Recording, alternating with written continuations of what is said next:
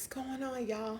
So this video is going to be about the first step in my new journey that I told y'all about. So if y'all want to hear more, stay tuned. Every single day, I'm gonna make something great. That's my way. Every single day, I'm gonna make something great. That's my way.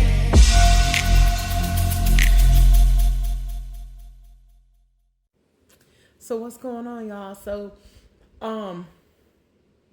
I had announced last week that I am going to be doing bariatric surgery. I decided on the sleeve. I had my consultation with Dr. D at Beltline Healthcare, Beltline Bariatrics in Atlanta, Georgia. Last Wednesday, it was the Wednesday before last. I did my first nutritional visit or video chat with my nutritionist this past Wednesday. So just to kind of give y'all some context, go back a little bit. So I have to, in order for the insurance to pay, I have to go through some things, check out some things before they will pay for it. So for my insurance, I have Aetna. So they want me to do 12 nutritional visits. You have to do a psych eval. You have to go through a stress test. I have to do an upper GI tract imaging where I have to drink this chalky substance so they can look at my stomach. And I think that's it. Once all of those have been done, then they will schedule my surgery date. So because of my nutritional visits, it won't be until either March or April, which I'm perfectly fine with. I mean, my birthday is in May, but it's all good. And I just wanted to talk to y'all a little bit about why I'm doing it. I'm doing it because, as most of you know, back in 2015, I started a program, an online fitness program, and I lost 68 pounds on that program. But this was pre-multiple sclerosis. So, I lost weight, kept it off for about 2 years. Excuse me. And then we had like 3 deaths happen, like all of them happened within the same week. And we were doing a lot of traveling. I was emotional. So I was eating. I'm an emotional eater, and I was eating. And just kept on. And all that work I did, I let it go. And I was hard on myself. And I felt like I let myself down. But I try not to dwell on it too much. So I started getting back into it without doing that program. And I can discuss that with you later with why I didn't go back on that program. But, so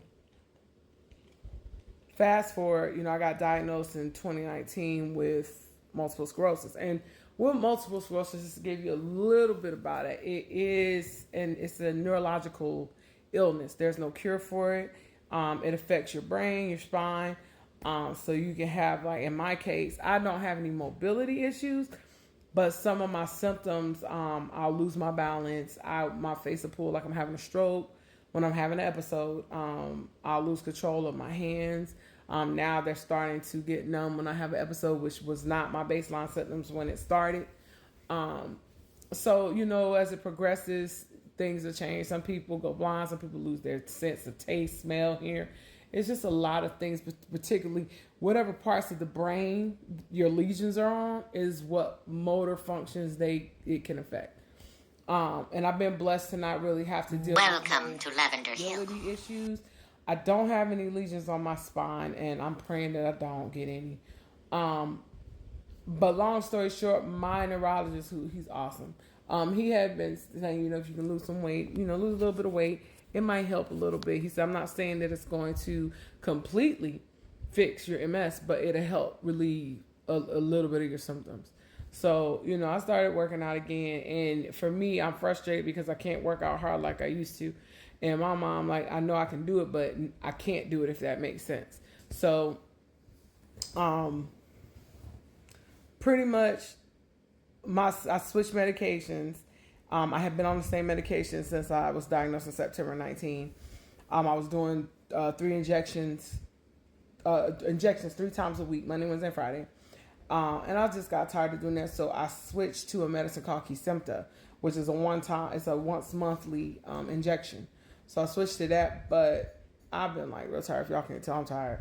I've been real tired. And with MS, you do get heavily fatigued, but I've been extra fatigued, and I'm assuming it's just my body getting used to this new medication. Anyway, just a second. Okay.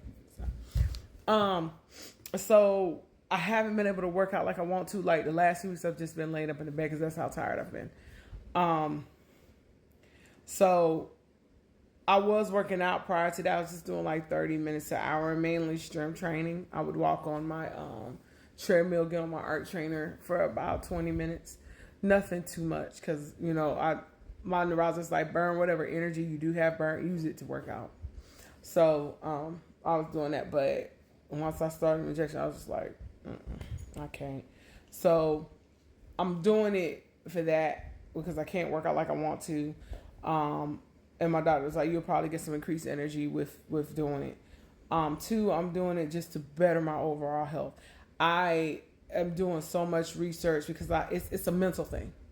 It's just a tool to help you lead a healthier lifestyle. And I told myself, I'm not going to set myself up for failure. So I told myself, if I can't get through the 1 to 2 week, whichever my doctor's going to give me, they do a pre-op diet because they want your liver to shrink. So when they go in laparoscopically to do it, they can move the liver out the way without risk of,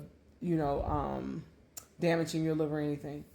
So I said, if I can't make it through that, I'm not going to do it because mentally I'm not ready. And I don't want to go through with it if I don't have time. I don't want to waste my time, and I don't want to, with any surgery there's a risk, but I don't want to risk my life just to turn around and still be doing the same thing, having the same old habits. It's ridiculous to me. I've been reading about a lot of people's journeys. Some are saying they haven't had any problems. Some are saying it's just hard, and a lot of it's just mental. So I'm trying to prepare myself mentally for that. But I understand first and foremost that it's a tool. It's going to help me as much as I help it. So, I already know that. So those are my reasons for doing it. And I'm actually looking forward to it. My family, my husband, my son, and my mom and dad and my brothers, my friends in my circle, I've told them, and they are all supportive. I told my best friend that lives in Columbus, Georgia, I told her, I said, I want you to come here. I want you and your hubby because I want y'all to be here. The hospital going to probably kick folks. They're probably going to want to send me home because I'm going to have a whole slew of folks here for me on surgery day. But, I'm excited. I am excited about it. I'm just trying to get myself prepared mentally. I'm doing all the things I need to do. The last things that I'll probably be doing is finishing up my nutritional visits because that's what's going to take the longest. Everything else is going smoothly. The doctor is nice. He's very informative. He answered the questions I had because I had a lot of questions. But my main question was just about my diabetes because it's not controlled, and I told him that. And he was just like, because I was concerned about healing on the outside and in. He was like, with the pre-op diet, that's going to help get my blood sugar control because it's a low-carb diet. And he said he doubted that I would have to take my medicines afterward because one of my pills, metformin, for those of you who have diabetes and take metformin, y'all know that pill is pretty big. So, he's not concerned with that. The sleeve, too, they don't recommend you getting the sleeve if you suffer from acid reflux or GERD. No, I don't really. I get acid reflux like once in a blue moon. So he wasn't concerned about that because he was like, if you get acid reflux, he wouldn't suggest doing the sleeve. You probably do the bypass, and I don't want to do the bypass. So I'm trying to make sure I'm doing all my research and getting myself prepared mentally, so that I don't have any setbacks or have to go and do revision surgery. Because I've been reading where some people do revision, where they'll go from the sleeve to the bypass, or they'll do the duodenal switch. I forgot the other ones. So I'm just preparing myself for that. And I'm like I told my followers on TikTok, this is a journey that if you choose to take with me. Everybody's journey is different. My journey is gonna be different than anybody else's, and I'm gonna be doing my journey, taking this journey on YouTube and TikTok with you guys. So, to all my followers, that's always supported me since I've been on YouTube since '08. Thank you. Stay tuned for things to come. I'll be showing y'all different things I'm doing, and the processes, especially for if you're considering doing the surgery. So, and my best piece of advice, I was gonna do this back in 2011. I let my mom and one of my brothers and my mom's one of her best friends change my mind about. I did everything. I went through everything because my husband was still in the military then, so you only had to do 3 nutritional visits. You had to attend 3 meetings, support meetings, and I did everything. And then I let them change my mind, and my brother was just like, if we were able to change your mind, you weren't ready to do it.